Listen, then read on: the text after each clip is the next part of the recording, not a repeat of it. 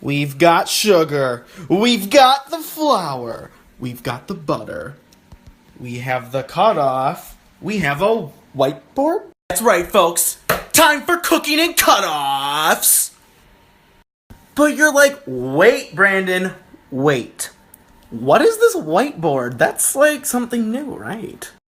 Well, I can answer that question, folks. From now on, maybe, if I like it. I think I will. I am going to write the recipes on a whiteboard for you.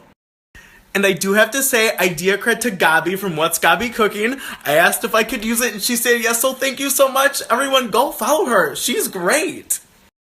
I am so sorry, I got her snap tag wrong. It's What's Gabi Cooking, no G, because it probably didn't fit just like the S in cooking and cutoffs. So What's Gabi Cooking? Okay, so moral of the story, you'll have a whiteboard recipe that you can screenshot. But, Brandon, get to it. What are we making today? Well, if you were up to date on Facebook, you would know that we're actually going to be starting a series today on cooking and cutoffs. Series? What? Yeah, a series. Since it's so close to going back to school, I have to move back in on Sunday. Ew. It would be a great time to do a series of things you can bake to bring back to your friends. Because everyone does that, I feel like. Or maybe that's just me. Anyways, you can join in too. So the first installment of the series is going to be... I hate one-handed drum roll. What to make to bring back to school for the friends that you really care about and the people that you live with because they actually matter to you. Because let's face it, there's some people where you're like, yes, triple cross he's best friends with. And there's others that you're like, you're more an acquaintance. So today, we're going to make, for those people who really matter, hot chocolate cookie cups. What? Yeah, you heard me. Hot chocolate cookie cups. Whoa. This one's gonna be a little longer, so buckle up, strap yourself in, because it's gonna be a time. Hopefully a good one. This kitchen light makes everything yellow. Ugh. But to get started, we're going to make sugar cookie dough. Ooh, that's gonna be a challenge.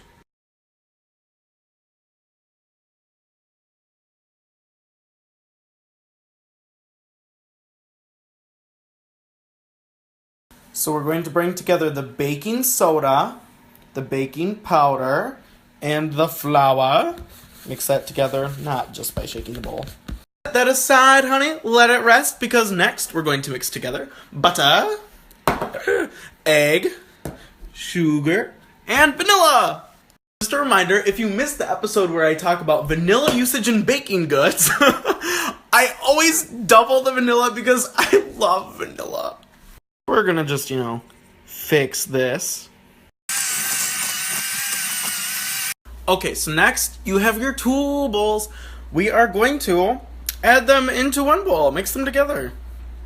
Because that's how cookies work.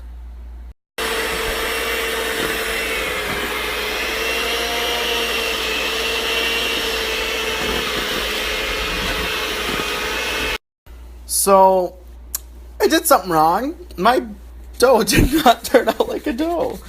Clearly, I did something wrong. Maybe I'll just keep mixing it. This is why I do not bake, folks. Gosh, why did I choose baking? It's not, maybe another egg or maybe some butter. Well, I added an egg. It looks a lot more like cookie dough. So, amendment to the recipe, 2 eggs, not 1. So then, after eating, more dough than you should, definitely roll your dough into balls, like that. And you take your little dough balls, and put them in a greased mini cupcake tin thing. And you get a dough ball, and you get a dough ball. We all get dough balls!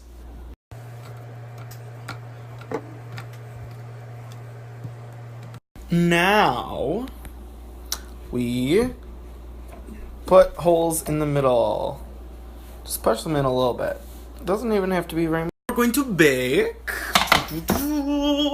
for probably about 12, 14 minutes, 375 degrees. So our cookies have come out of the oven, and you can see they don't have holes in the middle for the chocolate ganache. That's right, ganache. We're going to be making homemade chocolate ganache, which, as everyone knows, sounds so fancy. That's why it's for our important friends. But I'm gonna let you in on a little secret. Fancy things sound fancy and are oftentimes super easy to make. Regardless, we still need to make holes so we can put our chocolate ganache in there. So I'm just going to use the back of this spoon to make little wells. Yeah. Just like that. Okay, those are harder than they should be. So they're definitely harder than they should be. But that might be because of the egg that I added. But I tasted one and it does taste okay. So maybe you should use a different dough. So we're going to let these cool completely in the pans. As you can see, I took the one out that I tried. So let those cool. Just saying, perfect time for lunch while those cookies are cooling. Today's lunch on my end, tilapia, with avocado. Okay, so now we need to make that chocolate ganache, fancy stuff. And really use like a dark chocolate or a semi-sweet chocolate, which I have none of, so I'll be using milk chocolate. Okay, so here's the recipe. 1 cup of our chopped chocolate, half a cup of heavy cream, and this is hot chocolate ganache, so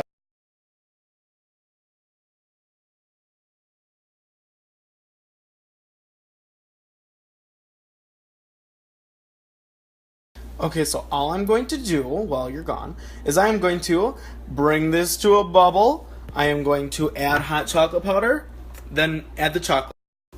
PSA, ganache making is messy business. Oof. I'm gonna have to clean this up.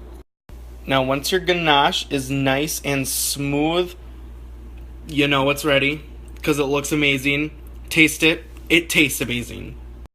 Now, get them into your cookie cups.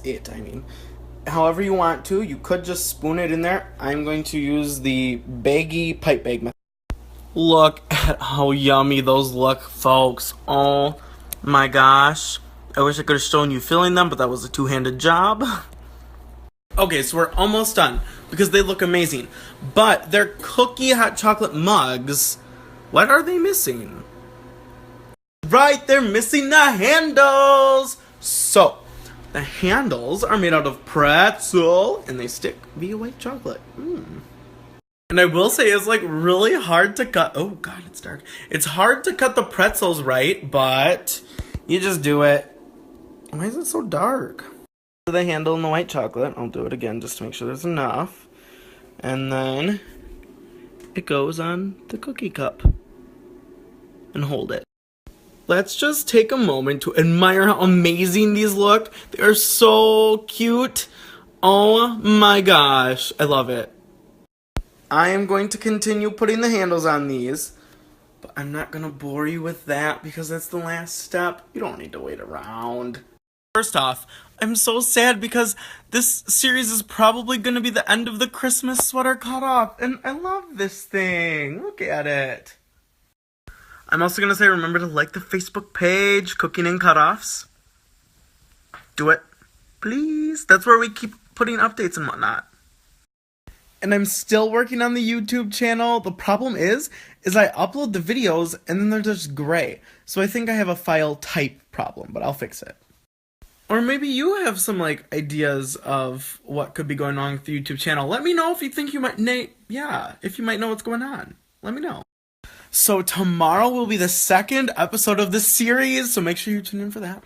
Otherwise, I think I'm done talking. I'll let you guys go. Have a lovely evening, guys.